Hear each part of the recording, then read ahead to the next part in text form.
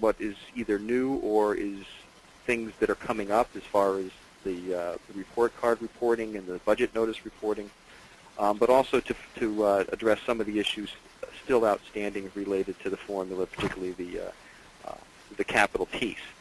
So that presentation is going to run through on the PowerPoint that Deborah will lead, and I will jump in from time to time if it strikes me that there's additional clarification that's needed.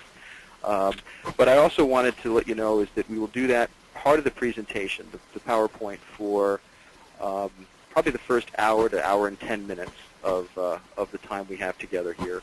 And then we will have the question and answer period for questions that were submitted, and thank you for submitting them ahead of time, that aren't incorporated and answered within the PowerPoint and clarification part, formal part. They will be addressed at the first part of the Q&A that will start after that.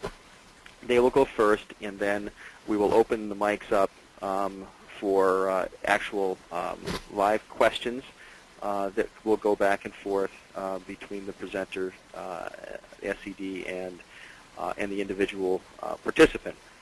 You should have a raise your hand button in your pane.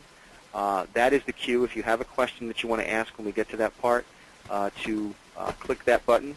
That will cue our moderator here in our office, Matt Darius, to get you in the queue and allow you to with online audio, ask your question in real time. So that covers my introduction. I thank you again for signing up, and we're happy to be able to provide this for you. Deborah, are you all set? Yes. Good morning, everybody. Thank you for joining us today on this webinar on school district budgeting and implementing the property tax cap. As Steve mentioned, it is kind of an opportune time. It's March 28th. We know that school districts have until they submit their property tax report card to engage in the budget process with their communities and decide what their budgets are going to be. So we want to make sure that the information that you have submitted on your tax levy limit to the comptroller's website is good. So now that we have final guidance issued, we want to make sure that everyone's questions are answered and they have correct information, as correct as possible, in the OSC website.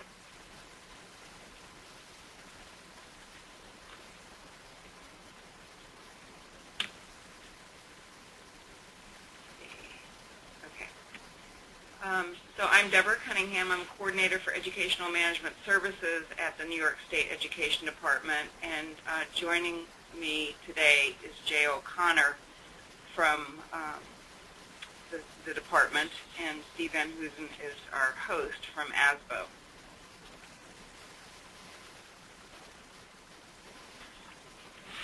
First, our agenda today is to first cover what districts reported on their March 1st submission, and then very quickly go through some tax cap highlights and spend a little more detailed time talking about the calculation of the capital tax levy and details that affect the budget process, including completing the school district budget notice, the property tax report card, and the treatment of propositions under the tax cap law.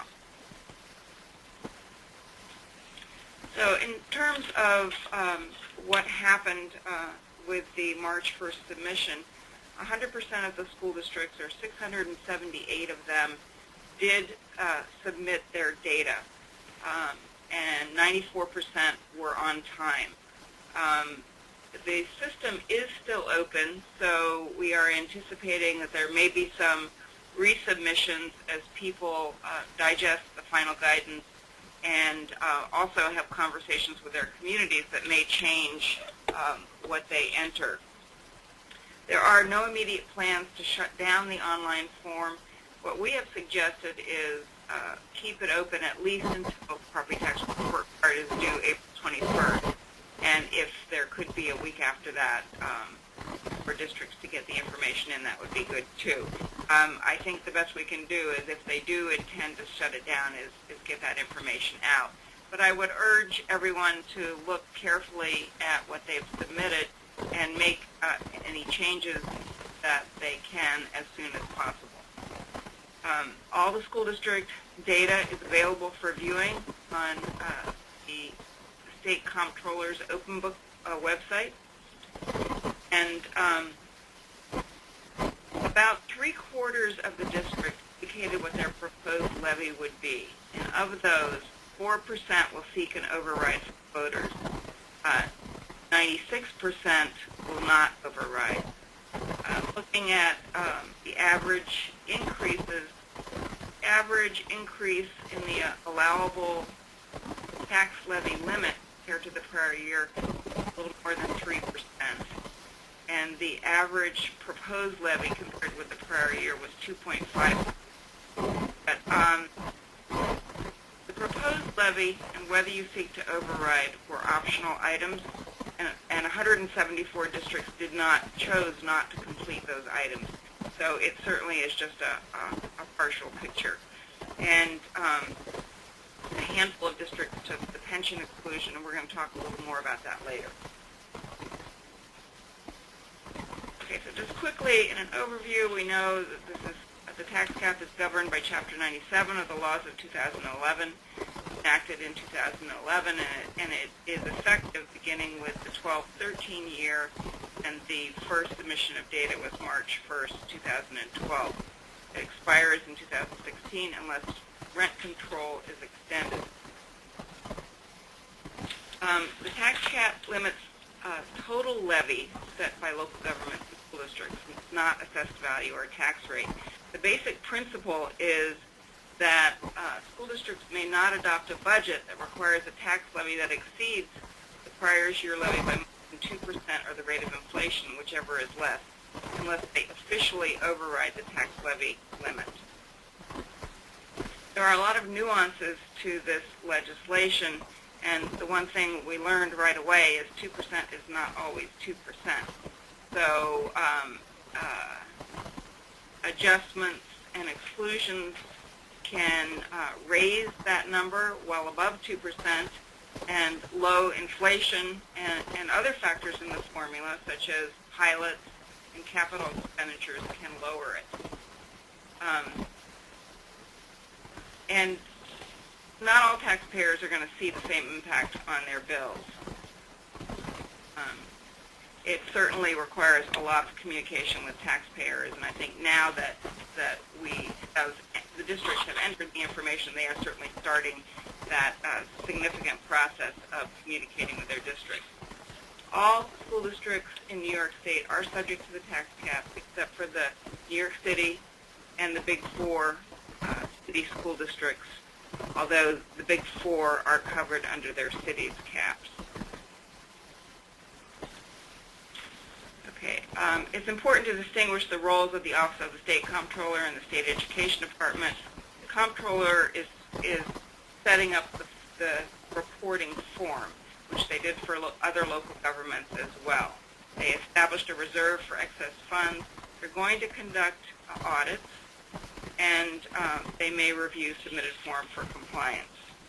The State Education Department calculates the levy limit in cases of school district reorganization or dissolution, and it has been charged with developing the guidance and answering questions on specific policy matters. And we may also review the submitted form. All right, the reporting requirements include that all school districts must calculate their levy limits and report the data to the Comptroller, the Education Department, and Tax and Finance. This is done by submitting to the Comptroller's portal. It is automatically transmitted to the Department of Finance through that one submission. Districts must submit by March 1st. The resubmissions are being accepted, and submission is required even if the district is going to seek an override. And the information that is submitted or the elements that are submitted to on the tax cap must also be reported in the property tax report card and the 6-day budget notice. This screen shows the calculation elements, starting with the prior year levy, and I think what we'll do is go right through each screen and talk about them that way. But the red is just highlights those items that are different for school districts and for local government. Okay, so the prior and coming year tax levy. This is the total levy of the school district, but it does not include school district library levy. School district library levy is left out, and any definitional issues we will discuss with you. The tax-based growth factor is determined by Tax and Finance. It adjusts for brick-and-mortar development that increases the value of a district's full taxable property, and it can't be less than 1. The comptroller's form is pre-filled with this information, so they received it from Tax and Finance. That increases your levy by a small amount if it applies. Payments in lieu of taxes are also factored into the formula, and these payments are generally offered to attract new businesses to a school district, and the law calls for school districts to report on pilots that are receivable. You should use your best estimate, and I know this is somewhat of a troubling area. We've had a lot of questions on this, that I don't have complete information. You use the best information that you have available. It should tie back to your pilot agreements and schedules, and your estimates for the levy limit should match your budget. So use the best information you have. Keep track of the decisions you have made based on the information you have available. We really encourage you to do this throughout the process. Have a file available for audit. Levy growth factor is either the lesser of inflation or 2%. This year it's 2% for school district. That was calculated by the comptroller's office. So the law allows school districts to levy up to the levy limit and to levy for some additional exclusions. And the next few screens talk about these exclusions. First, pension contributions due to increases statewide contribution rate for ERS, the normal contribution rate for ERS, which are in excess of 2% applied to the projected salary base for the coming year. Not based on pension contribution growth from one year to the next. Also, expenditures resulting from court orders or judgments arising out of tort actions. These are like personal injury claims that exceed 5% of the total tax levy of the prior fiscal year. And then the local portion of capital expenditures. A little more detail on the pension exclusion. For ERS, the increase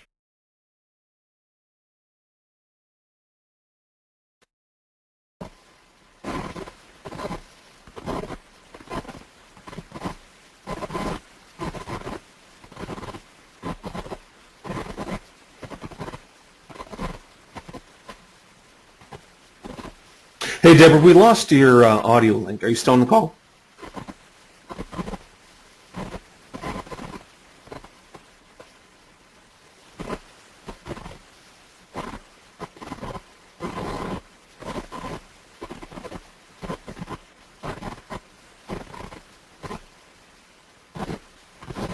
Okay, Rim, we're having a little issue with Deborah's phone. Just give us a minute to troubleshoot.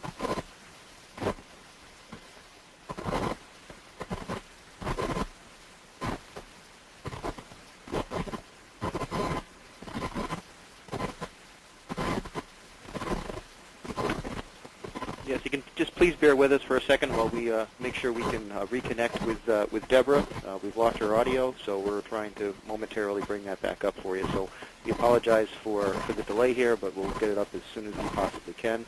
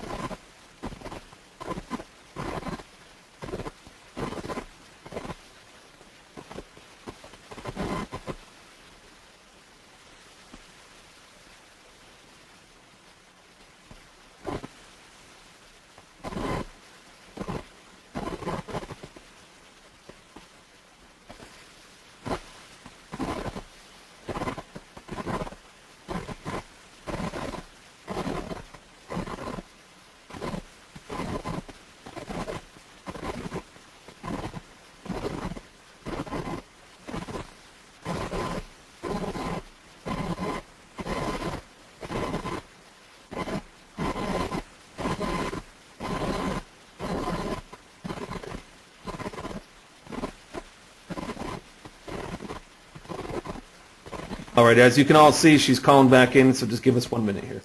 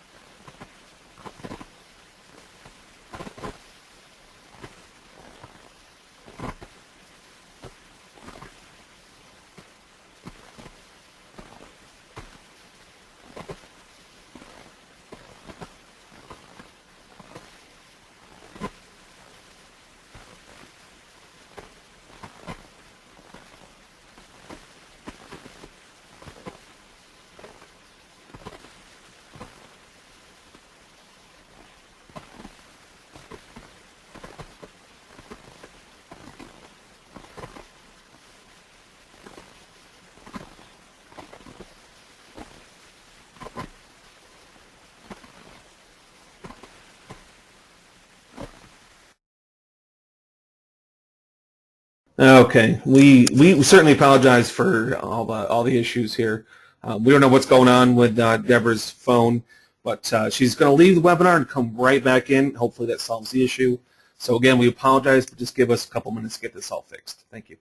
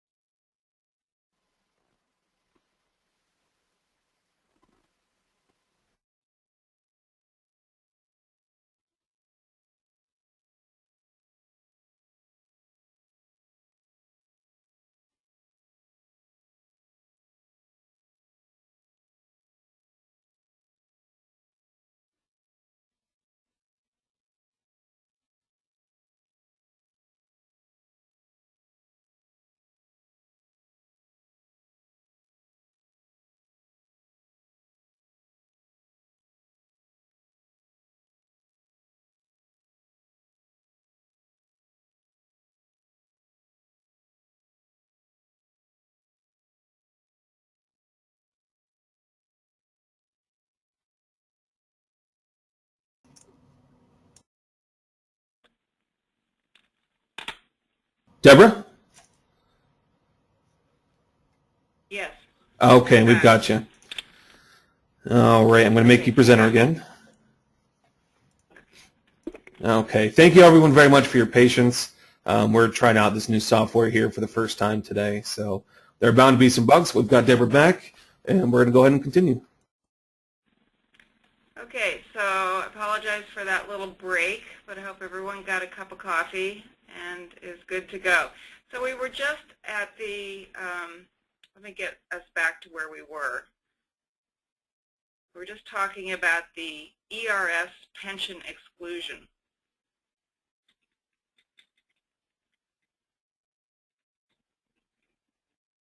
And I had said that the rate was, that the excludable amount was 0.6. That's the amount over 2%. And that you must use the OSC projected ERS salary base that is provided for you. And this screen shows you where those amounts are. You log into the ERS system on the comptroller's website, and you will get those salaries. We've had a lot of questions about should I adjust those for one thing or the other, and we are saying no, use that amount. Now, the only exception would be if you amortize, and we did get a question about that from you folks, so I'm going to address that now. If you amortize for that, the year in question, then you cannot claim the exclusion. But it's always specific to the year. So if you are in calculating your exclusion for 12-13, use the OSC amounts, but if you're amortizing, you don't have any exclusion. And you would not count expenditures from prior years that you may also be amortizing. Okay, concerning TRS, we have issued in our official guidance the rates for 12-13 of 11.84%. Compared with the rate for 11-12, that's less than 1%. So it doesn't pass the 2% threshold. So we are advising that there is no TRS exclusion possible for this year. But we have been told that there's a small number of school districts that are budgeting on a cash basis, and those school districts may be using, may use the years prior, the 10-11 to 11-12, where there was the increase in the employer contribution rate was 2.49, so there was a 0.49 exclusion. And a handful of school districts did claim a TRS exclusion. So if you are budgeting on a cash basis, that is considered to be acceptable. Okay, there's also an exclusion for related to tort actions, which allows you to increase your levy above the tax levy limit for costs resulting from court orders or judgments against the district arising out of tort actions to the extent that they exceed 5% of the total prior year's tax levy. So these are like your slip and fall personal injury lawsuits. This does not include tax certiorari payments, which many districts have asked us about.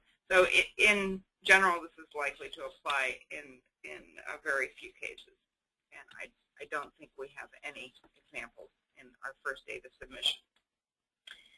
Okay, moving to our capital exclusion, you are asked to calculate your capital tax levy and calculate an exclusion for the current and coming school years.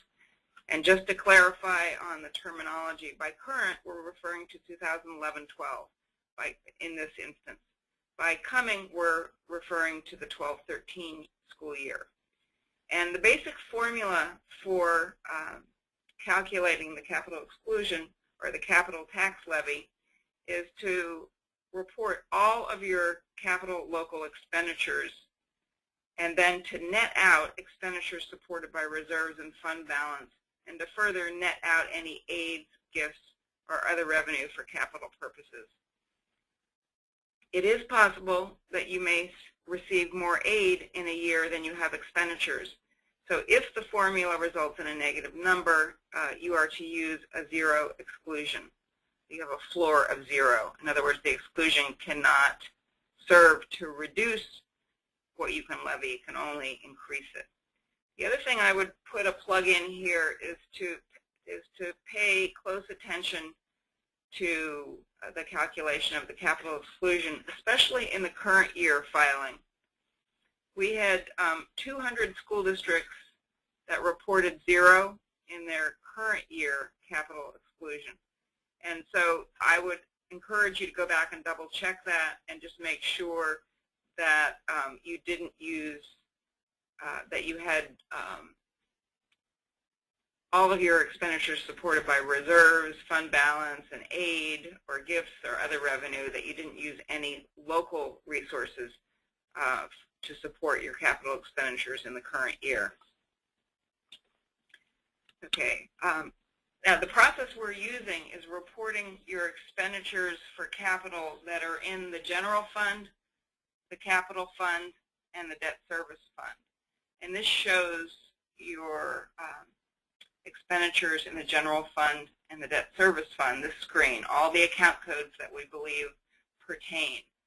It also includes your leases for capital space and buses and the purchase of buses. And we have a note on equipment. Equipment can be excluded, but only if it's part of a capital project approved by the voters. So probably unlikely that there will be much equipment reported for the general fund expenditures. And then this shows you the account codes that we believe pertain for the debt service fund. So those that's your direction as to what should be included in your capital exclusion. In terms of what aid should be deducted, for the current year, in this case it would be 11-12, we would ask you to deduct from your capital expenditures any state or federal aid for capital. This includes building aid, Excel aid, transportation capital aid, and other revenues such as gifts that are specifically designated for capital, like someone wants to donate AstroTurf to the school district. You should use, for 11-12, you should use enacted budget amounts, and you should also include any adjustments that you're aware of. If you've been notified that the amount in your enacted budget is not going to be received by the district for some reason, then you should incorporate that. Also, you may include deferred building aid that would be received in 2012-13, but that is attributable or accrued to the 11-12 school year. There's been some discussion about this, and I think there is maybe some different opinions about whether this is appropriate or not. So we are at the point where we're not going to make a judgment as to whether you should accrue or not, but if you do accrue, then you may count the building aid in the year to which it is accrued. And this does have an impact on leveling out or smoothing out your tax levy limit over years and not having a big reduction in 1 year. And then you also should deduct any transfers from reserves or fund balance used to support expenditures, because you didn't need a levy for that. Okay. For the coming year, 12-13, you go through a similar process. The same aids, building aid, Excel aid, transportation capital, and other revenues. You would use your executive budget estimates, and the guidance includes the very specific lines from the executive budget estimates. And then you would, if you counted deferred aid received in 12-13 in 11-12 as accrued in 11-12, you would not count that in 12-13. And then you would further deduct any other revenue, aid, grants, gifts specifically for capital, any adjustments that you are aware of, and in the case where revenues exceed expenditures, a zero exclusion can be claimed. Okay, important to note in these exclusions that those are the three exclusions. Not excluded are many things, and I think I've even seen a bill on proposing to increase the number of exclusions. But healthcare costs, emergency expenditures, cost of educational mandates, including special education, all of those things are not able to be excluded. They are subject to the tax cap. Only those three things can allow the district to levy additional funds above the tax cap. There is a carryover provision that allows school districts that levy less than the levy limit in a given year. In the next year, they can carry over 1.5% of that year's limit. Unused exclusions may not be carried over, so it's your levy limit before exclusions. There would be no available carryover this year because there was no tax levy limit in place last year. The law provides for a reserve if due to a clerical or technical error, actual levy exceeds the levy limit, the excess must be placed in a reserve. And then the excess amount would be used to offset the levy in the next fiscal year. We've had a lot of questions about, well, we have to estimate a number of things. What is the difference between a difference due to the estimation process and an error? And I think that's a great question. I think there has to be a difference, but there is a continuum, and there might be a gray area between errors and estimation where there might be some disagreement as to whether it was an error or an estimation difference. So what I've encouraged school districts to do is look at their estimation process and if in the past, before tax cap legislation, you tended to estimate quite high, you might want to make your estimates a little more realistic, a little closer to what you need to have the resources you need, but not be considered to have levied in excess.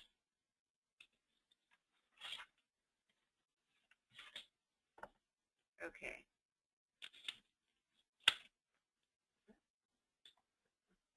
All right, now we're going to get into budgeting processes, and we start with the override provision. So I'm going to turn it over to my colleague, Jay O'Connor, and he will take you through some of that detail so that we can focus on some of the budgeting implications of the tax cap legislation. Thank you, Deborah. With regard to the override provision in general, both local governments and school districts have the potential or the opportunity to potentially override or vote for a proposed tax levy that's greater than their tax levy limit calculation might allow for. It's important to know that an override is good for the fiscal year only, so a school district could not opt out of the tax cap permanently. And then, as you can see there, if the override is successful, the amount levied becomes the base for the next fiscal year, for 13-14. For local governments and special districts, there was a 60% requirement of their governing board to override the limit. That included those municipalities, whereas counties, the cities, and towns all had to pass a local law, and then the fire districts and special districts, like libraries, had to pass a resolution. However, with schools, it's different, as you, I'm sure, are aware now, in that you must put that override vote to your residents and get a 60% supermajority of the public who comes to vote on the school district budget on the third Tuesday in May. Chapter 97 included language that should be used, or something substantially similar to that should be used on the day of the vote with the budget proposition if your district is indeed going to propose a tax levy increase that's greater than your tax levy limit. You can see here what the language is. In the guidance, it explains what should be included in both of those blank spaces, percentages that need to be calculated to be filled in there. I think we did have one of the questions that was asked was how far or how many decimal points do we need to include in the numbers that we put in those spaces. I think we would probably suggest you would not go more than 2 decimal points, and likely 1 would be sufficient. But I think what we want to try to avoid is having too many decimal points there, which may have not a significant or a large impact on the number and may just confuse the voters. So I think we would suggest no more than 2 decimal points, and perhaps 1 would be sufficient. Just a note about the language. This language is only included with the budget proposition, so you do not include this language if you're putting up a separate proposition. And there is no language that's necessary, required, or authorized if the supermajority is not needed. So we've had that question also. What if we are only putting up a budget that requires a simple majority? Do we need to have, or can we put language that says that? And there is nothing in the statutory language that provides for that. So the answer would be no, you just treat your propositions as you always have in that instance.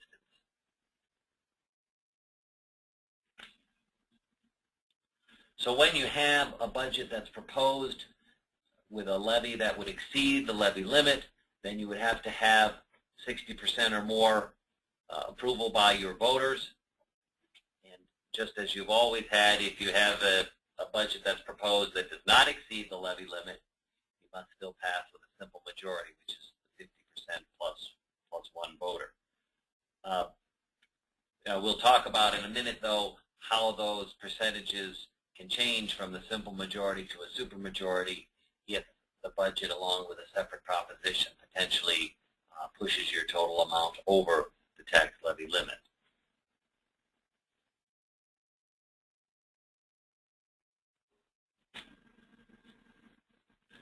If the budget is not approved, then the district ultimately, and if the district ultimately has to adopt a contingency budget, then the law says that the tax levy under the contingency budget can be no higher than the prior year's levy. So that would be a 0% levy growth. It's important to note that the language says no higher than. So you're not required to necessarily levy the same amount as you did in 11-12. You can levy less, but you simply cannot levy more than what you levied in 11-12.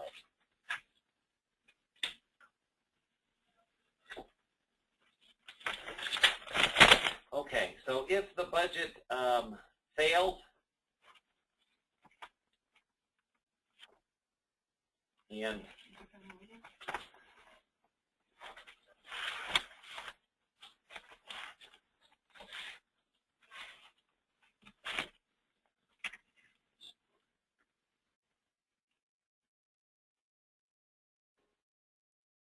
bear with me just a second here. We're just adjusting what we see on our screen so we can see it a little bit better. So if the district proposes a budget that would require the supermajority, greater than 60% or more, and they don't receive that 60%, then now we have kind of a second definition of what a defeated or failed budget is. It used to be just, as you see here on the second bullet, when you had a budget that just required a simple majority. If that was not achieved, then the budget was considered defeated, and the district had a couple of options. But now we have a second scenario, which is a district that proposes a budget that would require a supermajority, but they don't receive a supermajority percentage from the voters. Maybe they only get 57% or 58%. In that event, if the district chooses, they could resubmit that same budget and again hope that they can get greater than 60% on the statewide revote date in June. They could go back and revise the budget and potentially submit one that's within the levy limit and therefore only need to get a simple majority on the second try, or they could immediately adopt a contingency budget with the 0% levy growth. And those three options would be available to a district when they have proposed a budget that requires a supermajority and a supermajority was not got. If the district is proposing a budget that only requires the simple majority, then they have three options also. They could present the same budget again and ask for a simple majority. They too could go back and revise the budget just for some lower dollar amount, again requiring only a simple majority, or they too could adopt a contingent budget immediately with the 0% levy growth. So now when we talk about a defeated or failed budget, we kind of have two scenarios that we have to think about because of the fact that a budget that requires a supermajority, even though it may get more than 50%, if it doesn't get 60%, that is considered a defeated budget.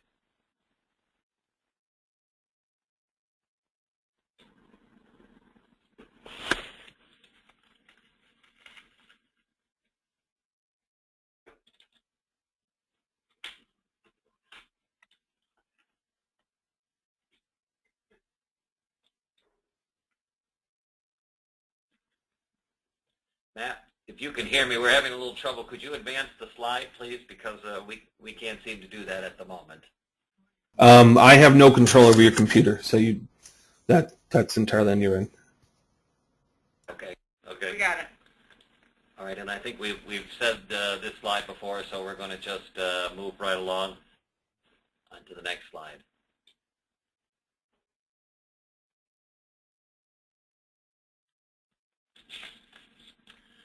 So one of the big changes that we're talking about now as a result of the Chapter 97 legislation is this notion of separate propositions.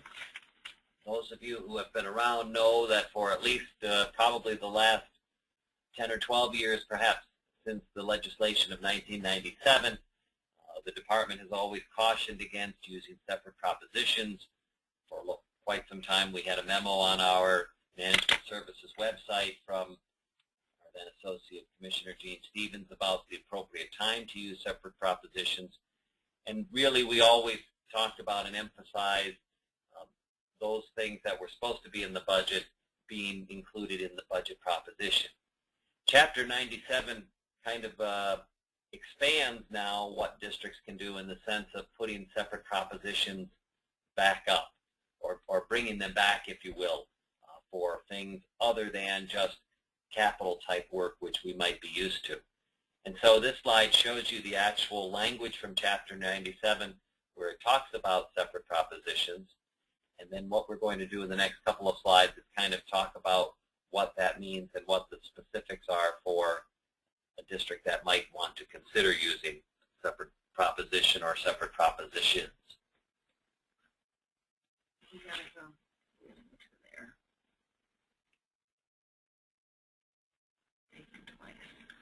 So what we have done is identified, if you will, 4 types of propositions other than the budget proposition that might be put up before the voters in addition to the budget. And just take a minute to talk about each one. The first would be a proposition for additional transportation services. This is not the purchase of buses.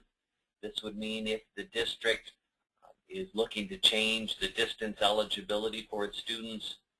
For example, if they now transport kids who live between 2 and 15 miles away, and they want to ask the voters to transport kids who live 1.5 miles to 15 miles away. This would be considered a proposition for additional transportation service. That proposition is not excluded from the tax cap. We'll talk about what that means in just a minute. A proposition for an educational program.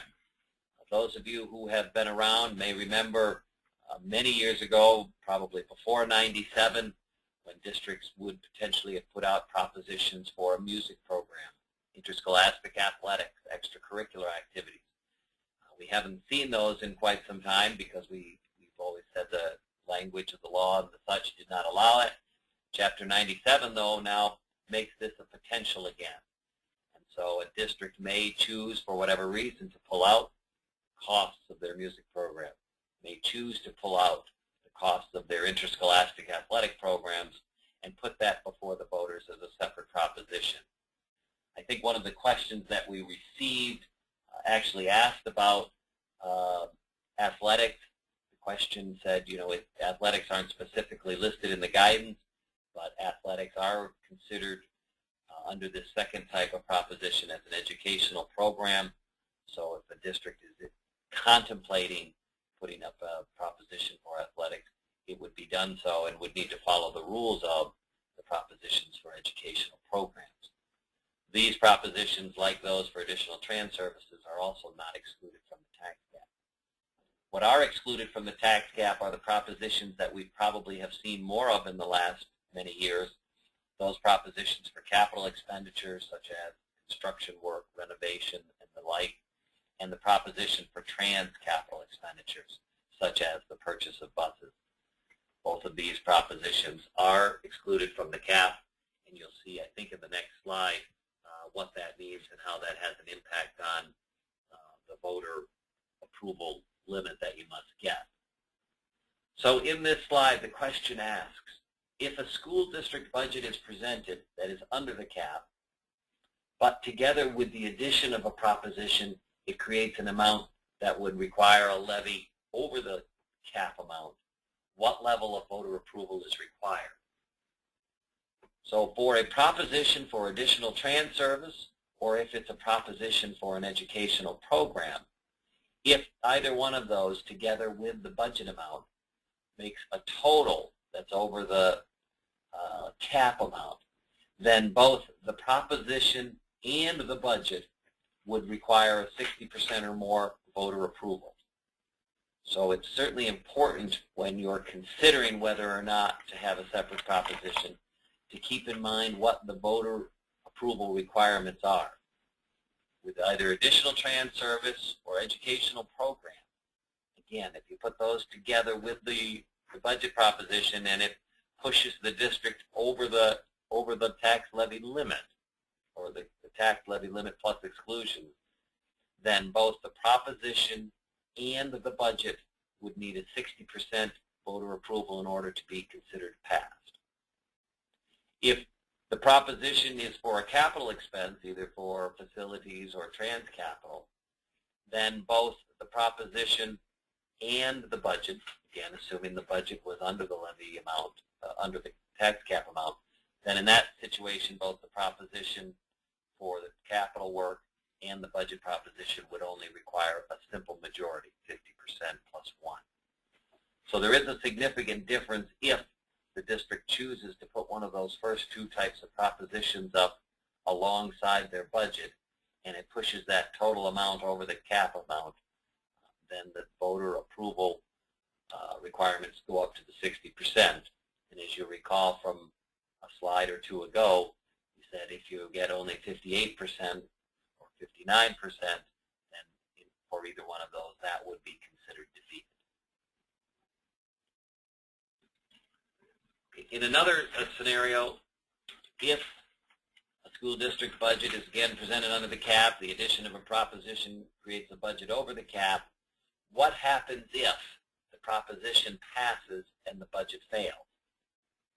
Here there's a little bit of a distinction, because if the proposition has to do with additional trans services, then what we say is that becomes a mandate on the district, and the district must provide those additional transportation services approved by the voters.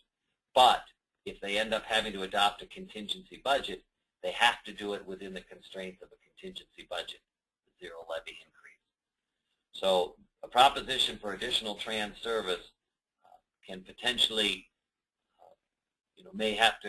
could potentially force the district to think about or make cuts in addition to whatever they might have to cut if they need to adopt a contingency budget, because they would be required to provide that additional trans service but still live within the contingency budget constraints. If it's for an educational program, proposition passes and the budget fails, what we are saying and the guidance says is the district may have the authority to make those expenditures that the voters approved in that separate proposition, but you would potentially still have to live within the constraints of the contingency budget. If the proposition fails and the budget passes, then certainly the district has the authority to go ahead and operate the budget as it has been passed. There would be no authority for providing whatever was in those extra propositions or additional proposition, make the purchase of a school bus or go ahead with the capital work if that was part of the proposition that was defeated. So again, there become a couple of different combinations now depending on what happens with the budget and the proposition separately, whether or not the two together require a supermajority vote and the like. So you'll need to consider those different possibilities when you're considering the idea of a separate proposition.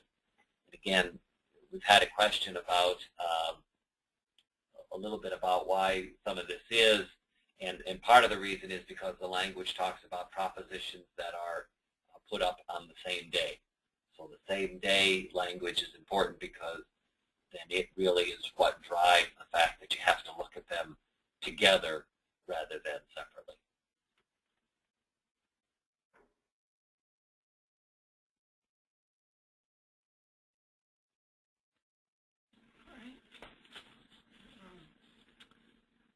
I think maybe we've talked about the reserve before.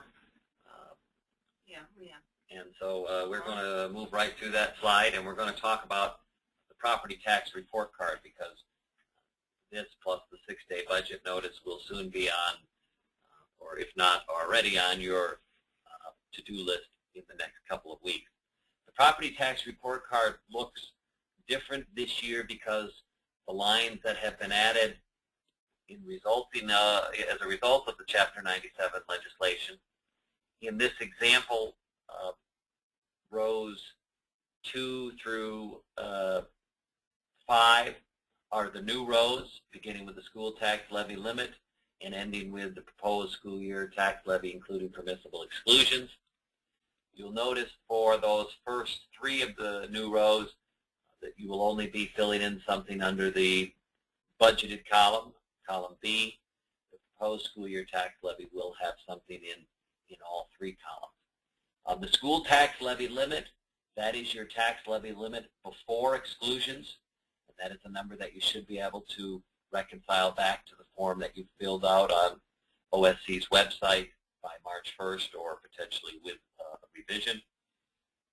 The permissible exclusions to the school tax levy limit, that too is a number that was calculated and shows on your form for OSC. So again, we would expect that those 2 numbers would be the same as what anyone would see if they look on the form.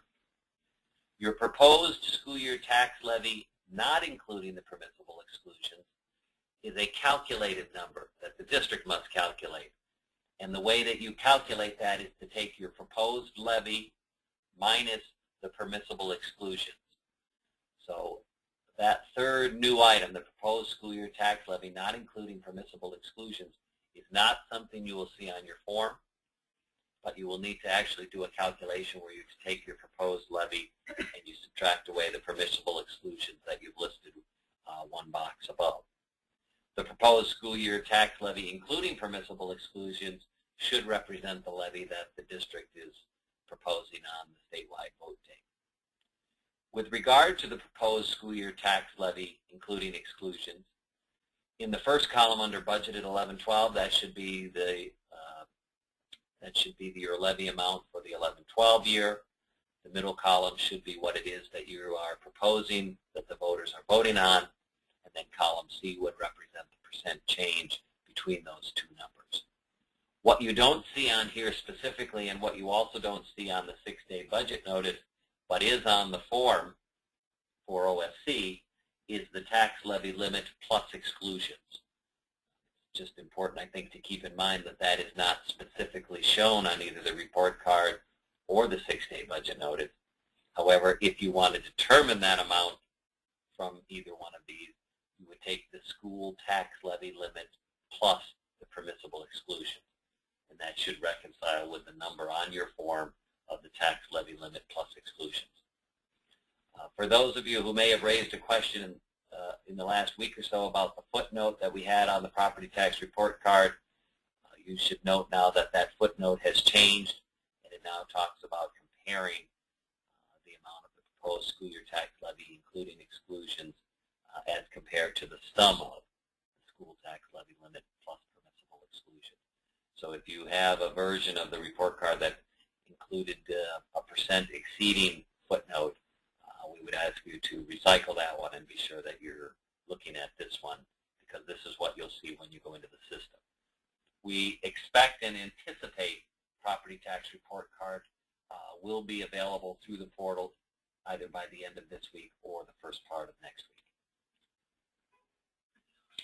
The next 2 slides, what we wanted to just show is the 6-day budget notice and some numbers that would come right from the OSC form, just so you could see how those will fill in the spaces on the 6-day budget notice. So for our example, we have this district which has the total levy limit before exclusions, the $4,130,742, permissible exclusions of a little more than $100,000, and their proposed levy for next year of $4,100,000. These are numbers that should be exactly as you see them on the OSC form.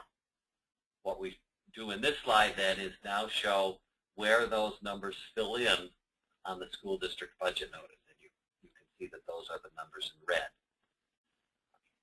The middle section, the middle 4 rows, like the property tax report card, those are new this year on the 6-day budget notice. What we tried to do is when we developed the sample or the template for the budget notice, we tried to be sure that it and the property tax report card contain the same elements so that someone looking at either or both should see the same information. Again, you'll notice that the $3,999,564, which is in the middle column about halfway down, which is not in red, that's again the calculated number of the proposed school year tax levy without permissible exclusions.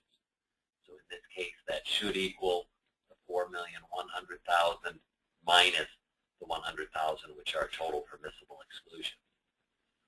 One other note we would make, you will see here that in 3 boxes, you see the same number, the $4,030,000. The reason it's the same over in the far right under the contingency budget is because of the fact that there are no exclusions when the district adopts a contingency budget. And so therefore, the proposed school year tax levy is $4,030,000 in this district's case in both instances because there are no exclusions to be factored in. You'll notice also that this district has chosen or proposed or has suggested that in the event of a contingency budget, they will adopt a levy amount that is exactly the same as their levy amount for 11-12. And so in that case, you'll see that all 3 numbers are $4,030,000. Depending on what your district might do in the event of a contingency budget, you might see that the $4,030,000 in the left column for the budget at 11-12 could be different than the 2 boxes for the contingency budget on the far right. But those 2 boxes on the far right for the contingency budget should be no more than that amount for the budget adopted for 11-12. It could be less, but they can't be any more. You'll notice the change in the consumer price index is 3.2%. That should be used by all districts. Down in the box at the bottom, where we've historically seen, I think, a description of non-contingent items, we may now see, in this case, for example, where the district subtracted out their non-contingent expenses, which was equipment in the amount of $48,000, but because they have to cut a total of $400,000 in order to make things go on a contingency budget with the levy amount of the $4,030,000, they've also included items such as staff reductions and the reduction in contractual expenses. So I don't know that there is a exact right way or the proper way necessarily to fill in the box at the bottom under the assumptions for a contingency budget, but we would anticipate that you would at least include those non-contingent items and then some description of other cuts that would need to be made in the event that your district would have to adopt a contingency budget. A couple of other items having to do with budget-related issues. With regard to the 3-part budget, the district must still present its budget in 3 parts. Where this can get a little confusing is if a district is proposing or going to have a separate proposition for something that might otherwise normally be in the budget, such as a music program or an athletics program. But this question is addressed number 23 in our guidance. So you can see there it talks about, I think, adding the amount of the proposition to the budget amount in some fashion. So you'll just need to keep in mind that if you've pulled out some type of educational program and it's not reflected in the admin program or capital pieces, that somehow you do need to let the voters know that indeed there is this other piece out there that's being presented in a separate proposition. With regard to ordinary contingent expenses, those definitions are still in place and are still in play. So if the district is required to adopt a contingency budget, you need to be sure that the non-contingent items are pulled out. We would probably suggest, as you can imagine, that the district would likely want to pull out the non-contingent items first so that you don't get to a point where you've reduced your budget by whatever the amount is and then come out and then determine that it was all contingent items that you removed and you still had some non-contingent things in there. So we would certainly suggest the non-contingent items be removed first. In the guidance, we refer to non-contingent items in question number 11. Finally, with regard to the administrator's salary disclosure, the amount for 12-13, the threshold is $123,000, and we expect that the portal will be open for administrator salary information as early as the end of the day today. So if you have that information ready, you would hopefully be able to begin to check the portal and perhaps be able to fill in that information at least by the end of the day. Again, the property tax report card piece we expect within the I would also just note, if you're not aware, the newest fiscal accountability supplement is available. It's offered on the Department's Office of Information and Reporting Services webpage as part of their report card information. You'll recall that that's an item that needs to be appended to your budget. That's available in the district buildings. And finally, we would just maybe make a mention, if you don't already participate or belong, that you might want to sign on to the Management Service RSS feed so that you get updates and things that we post on our website, because certainly we'll try to keep the information current when, for example, a property tax report card is available and those kind of things. If you're not sure how to sign up for that feed, or if you have any questions, please feel free to email our office or call our office, and we can certainly walk you through that. A number of places where you can go for guidance and where you can certainly direct residents if they're looking for more information on the property tax cap. Certainly there's a lot of information out on the State Controller's website. They also have the hotline if you're having any problems as the district with the form and making changes. There's the website, the email address if you have any questions or still need anything more from the ERS system regarding the salary base for your pension exclusion. And then our website, Management Services, if you go there now, you'll see, I think, over on the left navigation bar, we now have a link specifically for the property tax cap. And if you click on there, you can find the guidance, you can find the presentations we've made in the past, and links to other information. So there certainly is a lot of information that's out on the website. If you can't find something you need, please feel free to email either Deborah or I, email our office address, or please feel free to call our office, and we'll certainly try to get back to you in a timely fashion. I think at that point, we've finished the presentations, and now would start addressing the questions that we previously received, and then certainly take phone call questions as time permits. Thank you, Jay. We have addressed some of the questions we've received in our presentation, but I want to take a couple of that have not been addressed. And one is about BOCES capital expenses. We were told at the last webinar by SED not to include debt payments for BOCES building projects or the state aid received on that debt in our capital exclusion calculation. The answer to question 10 in the Q&A appears to conflict with this. What is the correct practice? Include BOCES debt or leave it out? I think the confusion is what we're including it in and what we're not including it in. You may not count BOCES capital expenditures as part of your capital exclusion. It is included in the tax cap. In other words, it is subject to the tax cap. You can't count that as levy that can be added over your levy limit. So it is not part of the capital exclusion. Another question is debt related to energy performance contracts included in the capital expenditure exclusion? And the answer to that is yes. We do consider energy performance contract expenditures to be capital expenditures, and debt related to that is appropriate for including in the capital exclusion. And I did answer the question for that ERS. Jay, do you have a few that you can address? Yeah. There was a question about question number 22 in the guidance. Question number 22 in the guidance has to do with the event when a district presents a budget under the cap. The addition of a proposition creates a budget over the cap. The proposition fails and the budget passes. What is the obligation?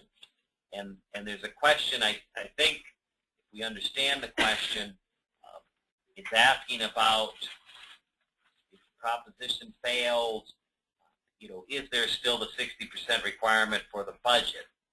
And the answer to that is yes.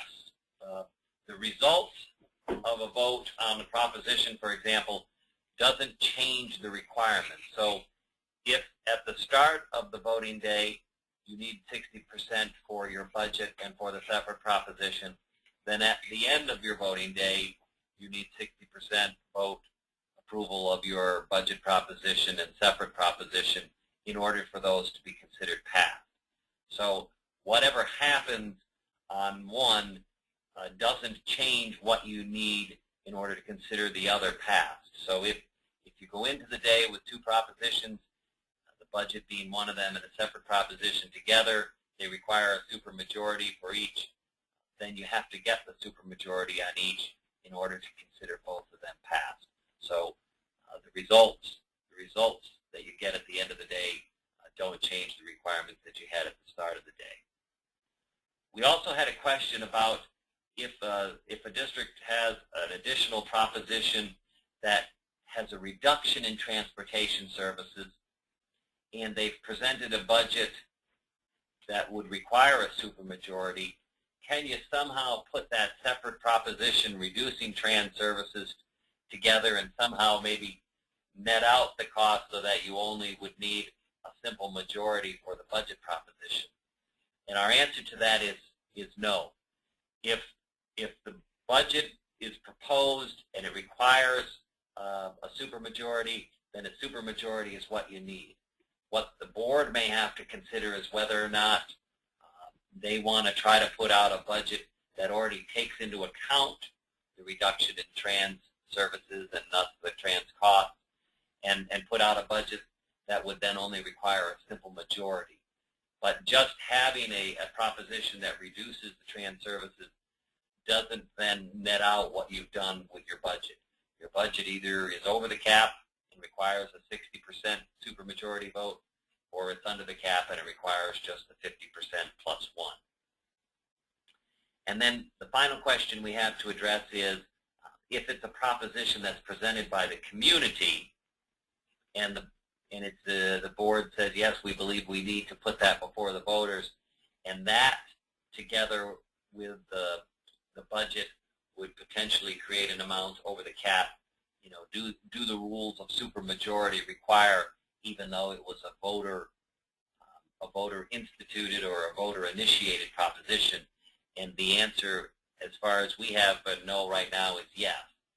That whether it's a separate proposition initially proposed by the board or it's a separate proposition that is initiated by the voters, if you put it together with the budget and together they require a supermajority, then they require a supermajority.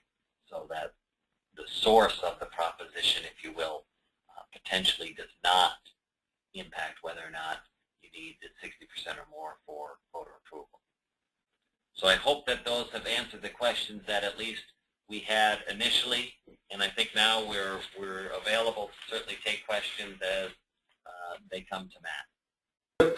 If anyone has any questions, please feel free to hit the raise hand button, excuse me, and that will put you in the queue.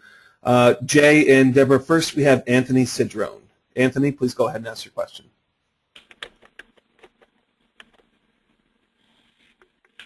Anthony, go ahead.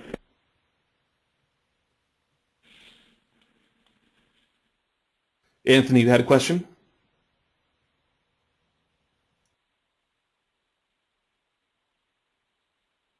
Okay. We have Sharon Denu. Sharon, go ahead, please.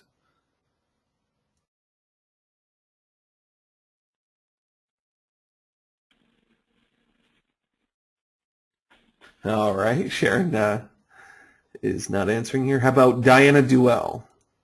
Diana, please go ahead.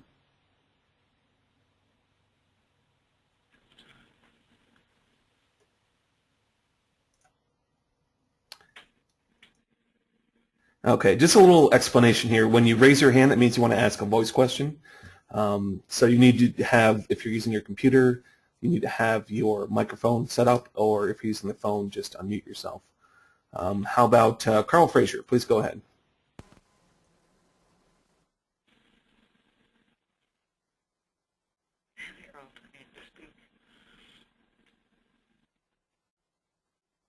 Carl, do you have a question?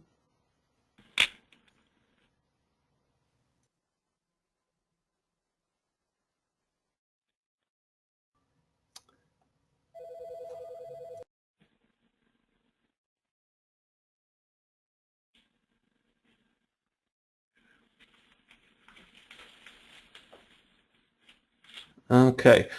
Well, it looks like the people I'm we wondering do. if they can type. Yes.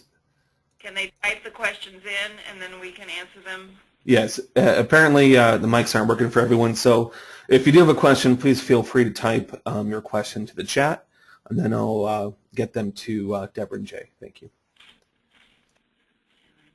Assuming there's none up here.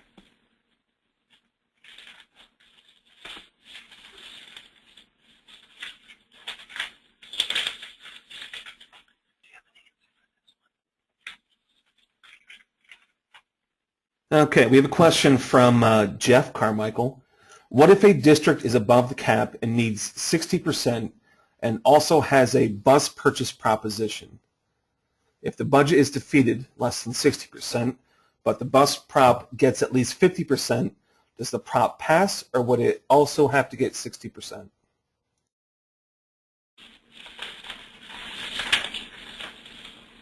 I think in that case we would say that the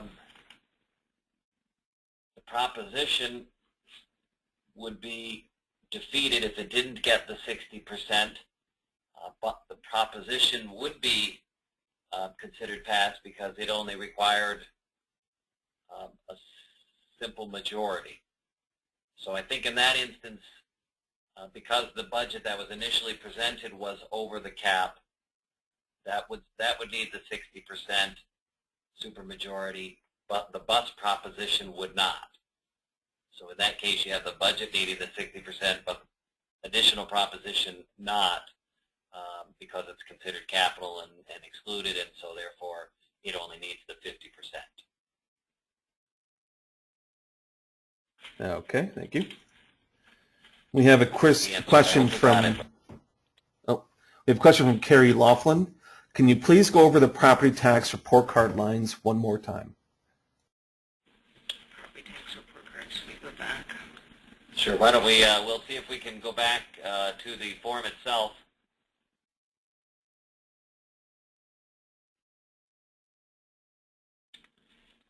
Okay. So hopefully you can see we have the form back up. The first row, the total spending. You can see there, I think you've seen that before, certainly, budgeted 11-12, budgeted for 12-13, the percent change. The next 4 rows then are new information, starting with the school tax levy limit.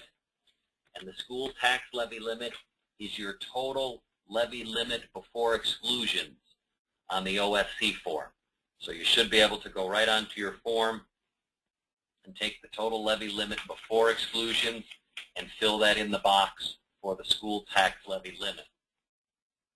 The permissible exclusions to the school tax levy limit, the third item, again, can be picked off right from the OSC form on the line that says total exclusions. So on the OSC form, total exclusions would be the same as permissible exclusions here on the property tax report card. The fourth row, which is the proposed school year tax levy not including the permissible exclusions, this is a number that you, the district, have to calculate. And the way you do that is to take your proposed levy, what the board adopts finally as a proposed levy amount, minus the permissible exclusions that you've reported one row above. And so you'll subtract those permissible exclusions from the proposed levy, and that will go in the fourth box down in the middle row, in the middle column, column B. The proposed school year tax levy, including permissible exclusions, should be your proposed levy, what the board finally says we're going to propose as a levy amount for 12-13. It should be next to the levy amount that was adopted for 11-12. Which would be in that first column, column A. And then column C would reflect the percent change. So the proposed school year tax levy is also on your OSC form, and it's called Proposed Levy for FYE 06/30/2013. So that's the third item that you can take right from your OSC form. Should be able to put it right here on the property tax report card, comparing that to your levy amount for 11-12, and then calculating the percent change. Public school enrollment, you have those numbers. The consumer price index, as we saw on the 6-day budget notice, will be 3.2%. Down below, the fund balance information, the same as it was for last year, which I think was the first year that we had the new terminology. So that should be kind of old hat to you this year, because we've already used those fund balance terms 1 year now. So I hope that helps going through it like that. Okay, I have a question that we have received, which I can address.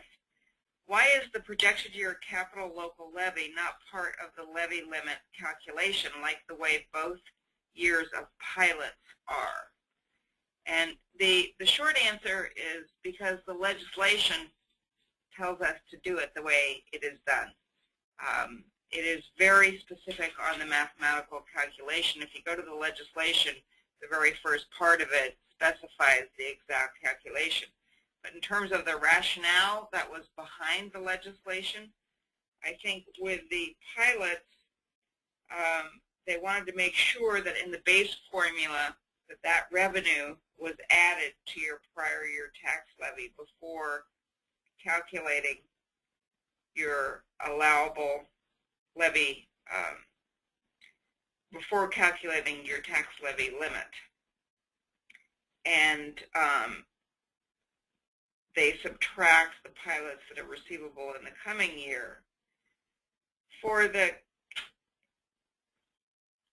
capital tax levy, we're talking about expenditures, not revenues. And so if we're going to count an exclusion in the coming year, we have to take it out of the base year to focus. What we're doing is we're focusing on the change in capital expenditures. If you have increasing capital expenditures, then the argument is that you need to levy an additional tax because those have been approved separately by the voters. If you have a reduction, you need to levy less. So I think we're confusing revenues and expenditures by trying to treat them the same way. And I think they have that sorted out in the legislation. Any other questions? Yep, we have a question here. If the budget passes and the bus proposition fails, can the bus proposition be resubmitted for vote again?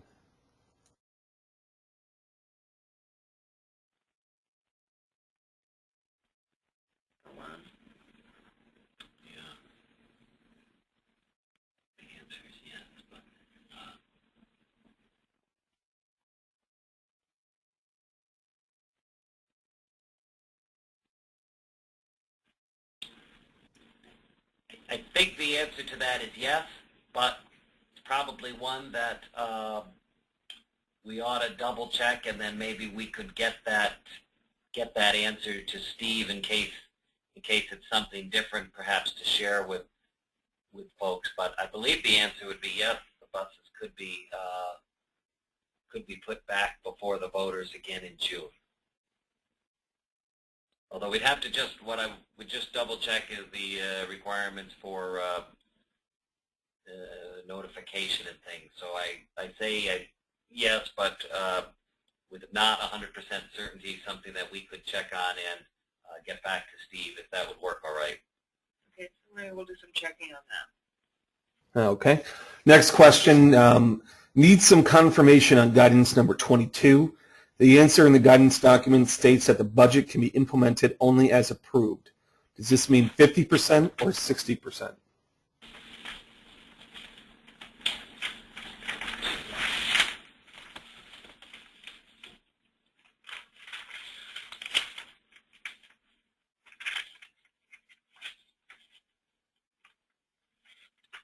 Matt, could you just repeat that question, please? Absolutely. We need some confirmation on guidance number 22. The answer in the guidance document states that the budget can be implemented only as approved. Does this mean 50 or 60%?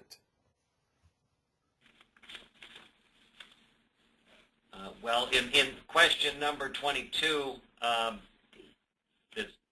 budget is presented under the cap. So if it's being presented under the cap, then I think we would say it requires the simple majority, the 50% plus one. What's meant, I think, by implemented only as approved is not being able to necessarily do those other things that were part of the separate proposition. But just looking at the budget itself, 22, the scenario is it's presented under the cap, which would mean a simple majority, 50% plus one. Okay, next question. Can the OSC tax cap form submitted be adjusted if a mistake was discovered?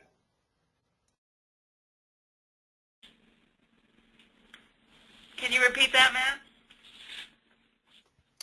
Can the OSC tax cap form submitted be adjusted if a mistake was discovered? Oh, yes. You can go in and make changes.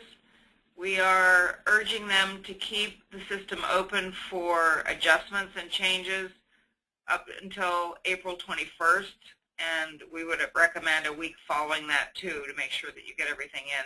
But what I would do is I would look very hard at what you've submitted, and I would make those changes as soon as possible. But we believe you'll have at least until April 21st. The other advice I would give, and I think I mentioned this, but is to document what you do and keep a file and have that available for audit, especially when you're estimating why you, calculated your estimate the way you did, what information you had available at the time that you made the estimate, and why it was a good process. I think that's going to be critical as we move into the audit phase. We did meet with auditors yesterday, the comptroller's auditors, and began the process of teaching them what we have been telling all of the school districts. And I think they're digesting that guidance and trying to develop a process that they would then go out and audit school districts and do compliance reviews. They haven't let us know exactly when that's going to happen, but based on what they did with local governments, and I think that the process was simpler because they didn't have that capital exclusion, they did do compliance reviews pretty quickly after the submission. So I guess it just sort of depends on when the submission, they consider the submission date, if it's March 1st or April 21st or if it's after the budget. So we will continue to talk to them, but I think the school districts need to be ready for that. Okay. What if our proposed school year levy does not include any exclusions?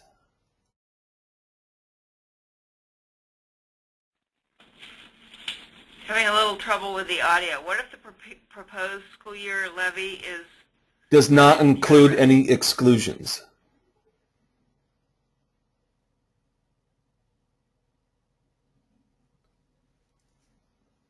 Well, the exclusions are permissible.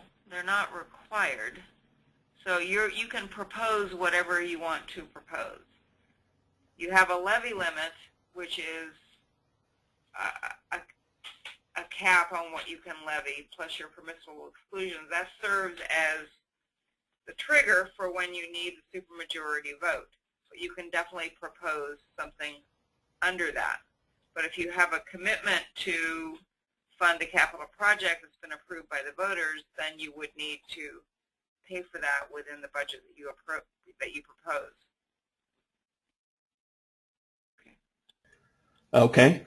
Please clarify which numbers determine the level of voter approval required.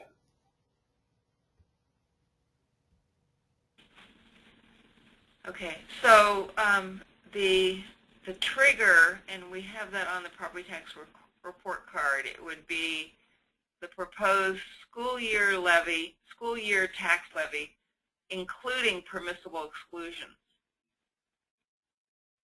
that you are, if your budgeted amount for 12-13 exceeds that number, the proposed school year levy with exclusions exceeds your levy limit with exclusions, then you must have a 60% supermajority approval. So the comptroller's form gets you to calculate a levy limit with permissible exclusions. If you exceed that amount, then you must have the 60% supermajority approval. Okay, we're going to try a voice question here. Anthony, can you hear me? I can hear you. Can you hear me? Absolutely. Go ahead, sir. Yes, we can hear you. Yay. Thank you. When you said go the first time, I'm sitting here without a microphone, just talking to my computer, so I apologize to you and everybody that just heard me say that. I wanted to go back to two things, if I could. Number 22 in the guidance. I thought I was clear, and then Jay gave an answer that I thought made me unclear. Jay, originally you had said that whatever you start the day with is what you end the day with. So if I have a budget that is under the cap and a transportation proposition puts us over the cap, they both need 60% for approval, correct? If it's transportation service. If it's, and let's assume that it is. So if you have a transportation proposition that puts you over, you need 60% for both, correct? Yes. So if the transportation proposition fails, I think that, well, at least the question for me is, what if the budget only passes by 58%? And I started the day where that needed to be 60. Does that budget count as failed or passed at, let's say, 58% approval? That 58% is considered failed because. Okay. Because that's what I thought, and then I thought in response to maybe one of the typed questions you said it was. Right. Okay. I apologize if my next answer confused it, but in that instance, you still would have needed the 60% at the end of the day in order to have that budget considered passed. Okay, that's what I had thought originally. Thank you. The second question I had was relative to, and I think that was my typed one about which numbers to compare.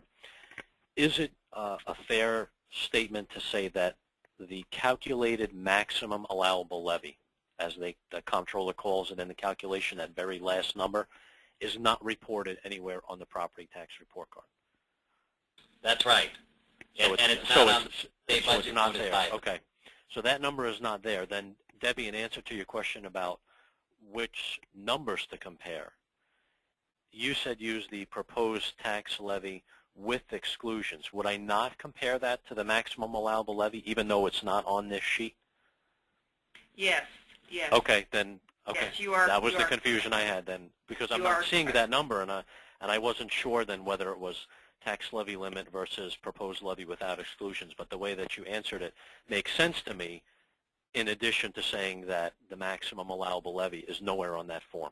Is nowhere on that form. That's correct. So I'm right. Okay, perfect. Yeah. Thank you, guys. Thank you, Matt. That's helpful clarifying. Thank you.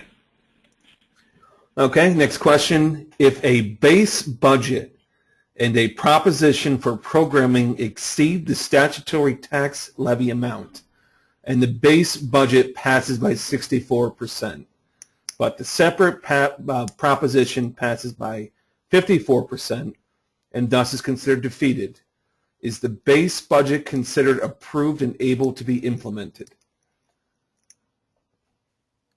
Yes, and I think the key is that in the kind of the second part of the question, you know, where you said passes with 54%, it was not considered passed with 54%.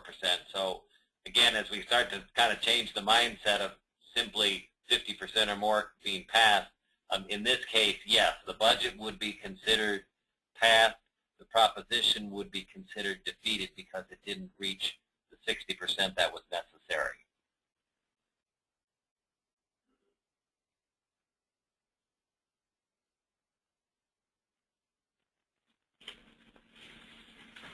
Okay. We have someone that needs some clarification. 60% supermajority is required for levy overtax levy limit, plus exclusions, not the tax levy limit without permissible exclusions, correct? That's correct. Okay. Question, what if the BOE approved the budget and associated propositions on 3/26, but changes to the cap are determined in early April? Can you repeat that question, please? Sure. What if the BOE approved the budget and associated propositions on 3/26, but changes to the cap are determined in early April?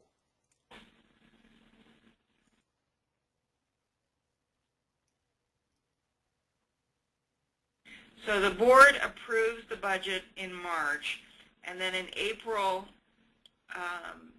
the district wants to revise what's in the comptroller system. Is that the question? Essentially, yes. Well, yeah, this is Steve. I think that's what they're asking, is if they approve the budget and then they recognize they need to make changes to that in April, which would be prior to the reporting on the property tax report card. I think it reflects to, can they make the changes within the system? Yes, and I think, yeah, part of it is to correct errors that may have been made now that we have the final guidance, but part of it is just to reflect the budget process, which is ongoing. So once, you know, if your Board of Education does take some action that then changes what you need to put on the comptroller system, you should correct that if the system is still open. And it will be open, we believe, until at least April 21st. So corrections should be made after boards of education make decisions about their budget. And I would also add to what you said before, Deborah, is that, you know, but look at what you've done so far, and do it as soon as possible. You know, after the board makes their decision and the modifications, is to try to get that updated as quickly as possible.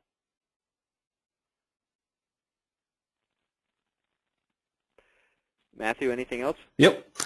On the property tax report card, is the school tax levy limit in the center column a percentage or a dollar figure?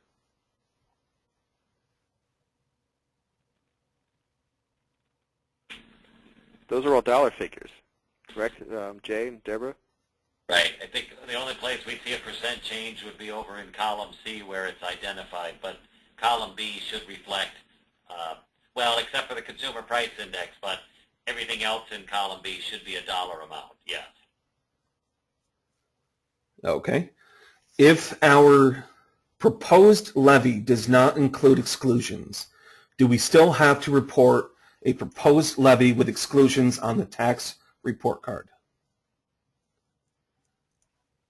So I think if you're not proposing to levy for your exclusions, your proposed levy with exclusions would be equal to your proposed levy. So you would not include them. If you're not planning to levy the money for those excludable items, then your proposed levy with exclusions would be equal to your proposed levy. Okay. If we do a refunding, could you go over how this would affect the capital tax levy exclusion?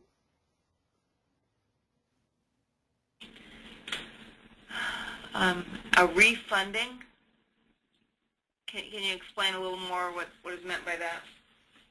That's all I have on the question. Well, I think, Deborah, if they basically have refunded, gone through the process of refunding their debt on capital projects. Oh, I see. And this, I think, relates to the whole situation where the refunding came into play back when the state changed the way that they were providing building aid or over the assumed amortization. So districts did refundings to try to do the matching. So I think that's, you know, if they're going out and doing a refunding. So you might refinance and then get a better interest rate, and then your expenditures might decline. And then, so what we're asking you to do is for the years in question, the current year and the coming year, to report your capital expenditures. So those would reflect the refinancing. So that could serve to reduce your capital expenditures, which then would be reflected in what you can levy. If you don't have the capital expenditures, the law envisions that you would then reduce your levy limit accordingly. All right. Next question. Because the OSC tax levy reporting is still open, will districts have to adjust the reporting if the legislature budget changes the building aid numbers?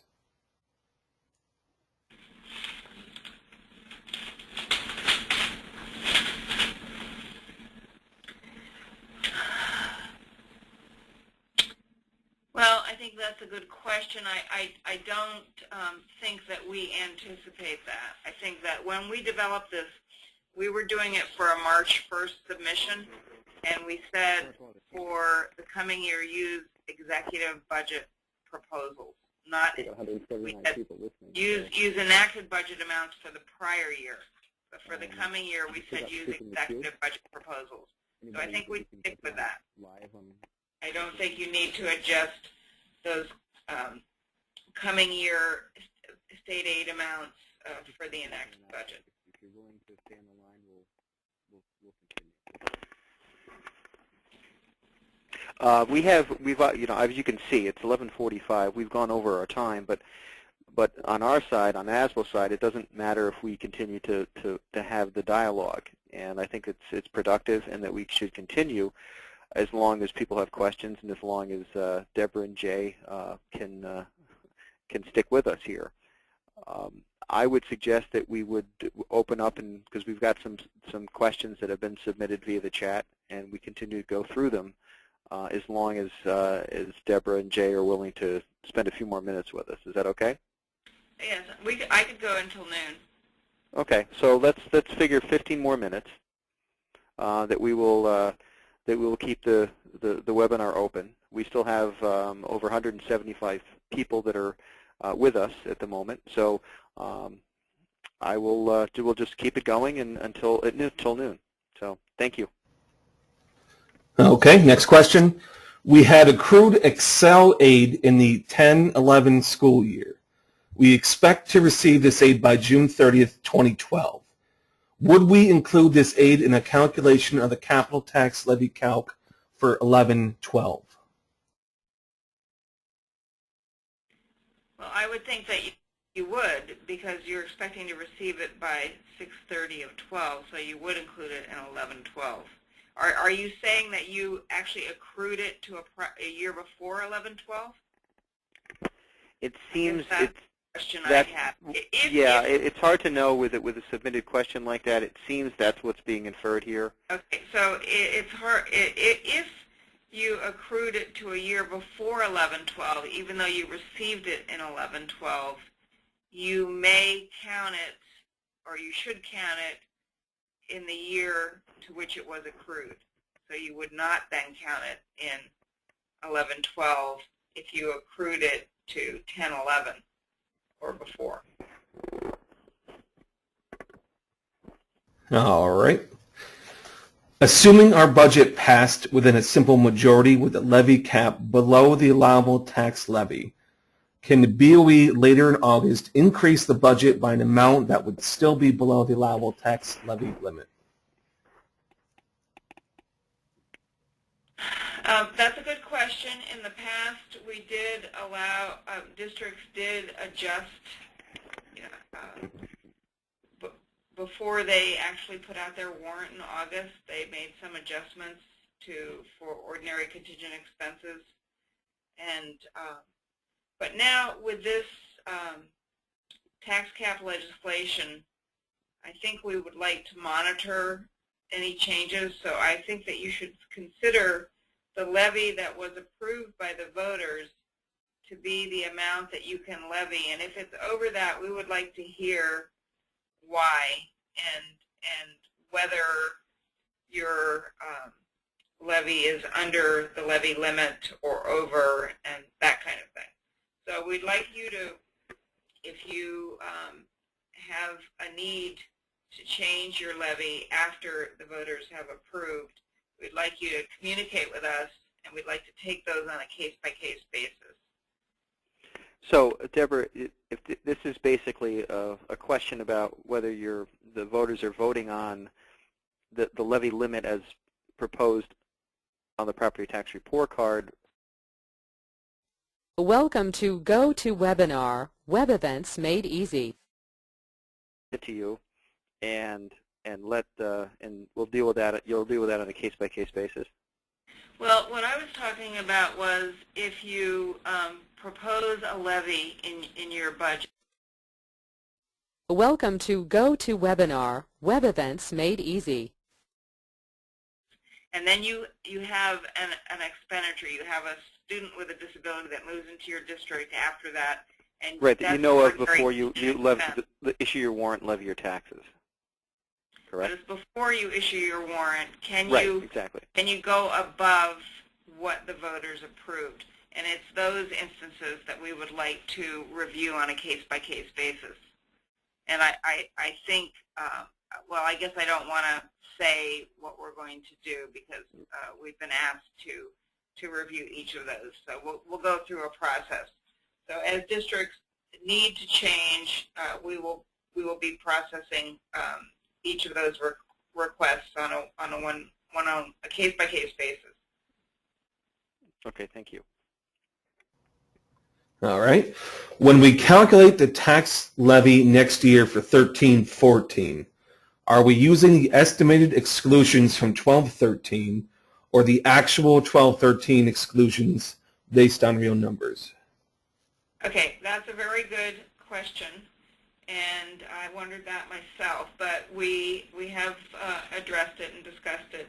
And each March 1st, when you submit your new property tax report card, you should use the best information you have available. So it wouldn't necessarily, your information that you submitted for 12-13 wouldn't necessarily be identical to what then becomes your base year 12-13 amount for the subsequent year tax levy calculation. You should recalculate using the best information. There are some estimates. There are some natural data changes that will occur, and you should use the best information you have available at the time that you submit your property tax cap.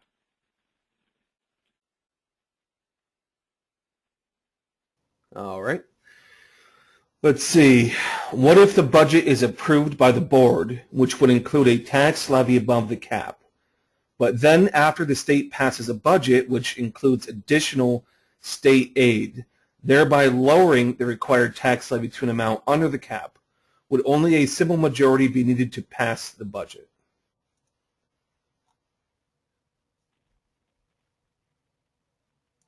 I think the answer is yes, because certainly I think we've always said in the past that the district can certainly adjust potentially their budget up to the time that they adopt their property tax report card. And so I think if they have to make some changes, let's say between April 1st and before April 21st, then it sounds like, yes, if they ultimately change that levy amount, that it could be they would only need a simple majority.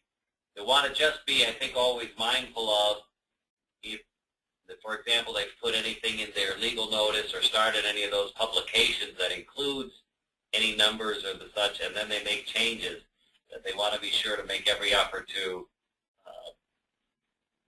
get the word out and let folks know that there's been a change if indeed that's the case. And this is a case where a timely state budget is very important as we go into this property tax cap world that we're now involved in. So I think it is very helpful that we are having a timely state budget this year, and that will help to clarify the state aid numbers. Okay. When the total of all propositions exceed the cap and need 60% vote, what happens of the base budget if the base budget passes at 61%, but the sports proposition passes at 58%? Does the budget pass without sports? Or have both props failed and the district has to revote or go to a contingent budget?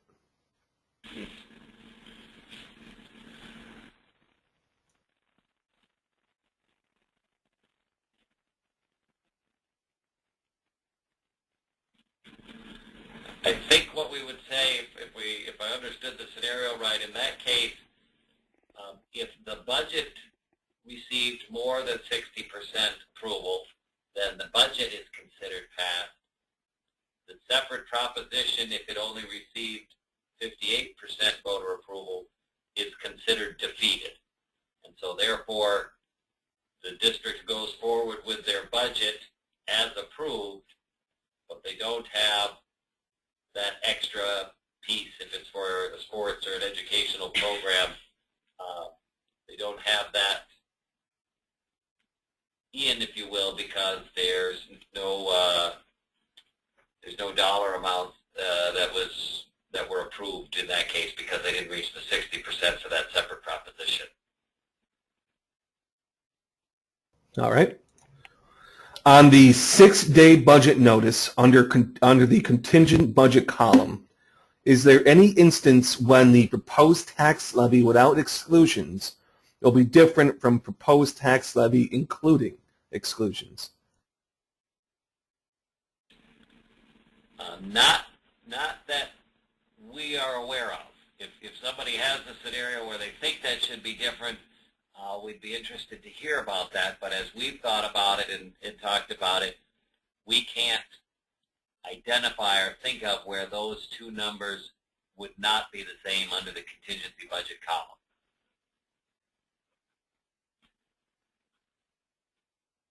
Okay. Please clarify. Once the new state aid numbers come out, should we update our tax levy cap calculation?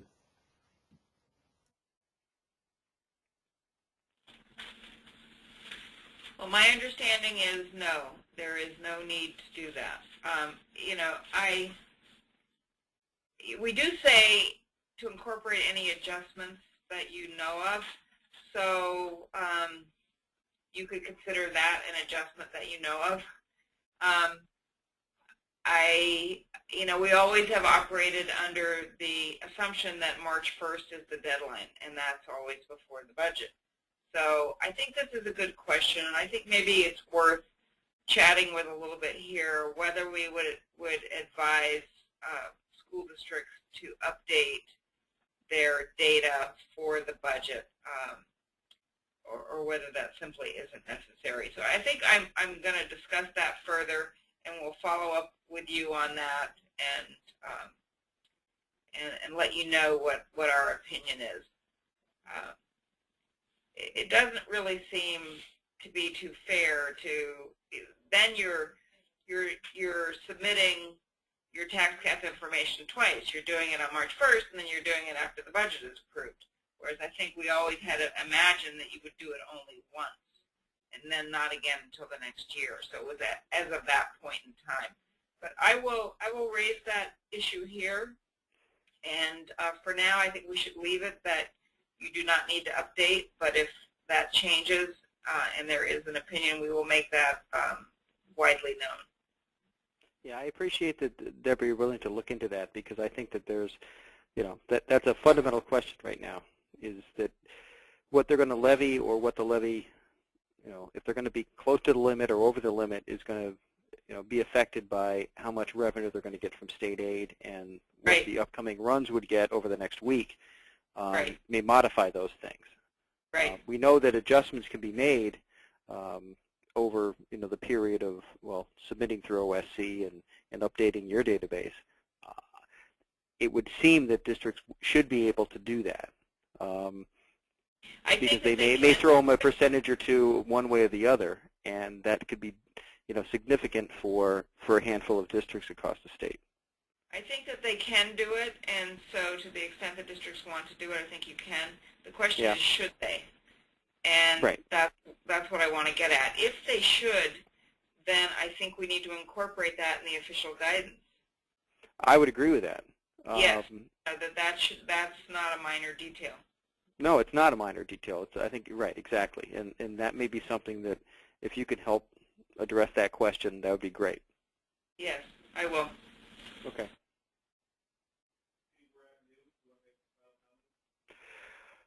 Yeah, I would just. I mean, I want to thank Deborah and Jay for making themselves available. They're pulled in a lot of different directions right now to provide information. Deborah mentioned that yesterday they did a presentation just for OSC on this stuff. So it is a tribute to their efforts to get as much information out and available and participate in this as possible. So I want to thank them for that. If there are any additional questions that we haven't answered, I would like to have our members know that they can resubmit them through email, or they can, in the same process that they've done before, send them to Matthew, which was sent out earlier. And I would also like to just acknowledge the fact that we tried to do this as a post webinar for the guidance that came out, and I think that there was a lot of questions that were unanswered that got answered during this session, and I would like to just acknowledge everyone who participated. That that they it's a tribute, I think, to the interest and the professionalism of business officials that they're trying to do this the right way. So our efforts now at ASBO are to try to remain engaged in this and to try to get all the answers to all your questions going forward. So thank you very much for participating, and if you have any additional questions, submit them. If you didn't get an answer question, submit them, and we will work with Deborah and Jay to make sure that all takes place. So thank you to all, and we are now concluding the webinar today. And again, thanks again.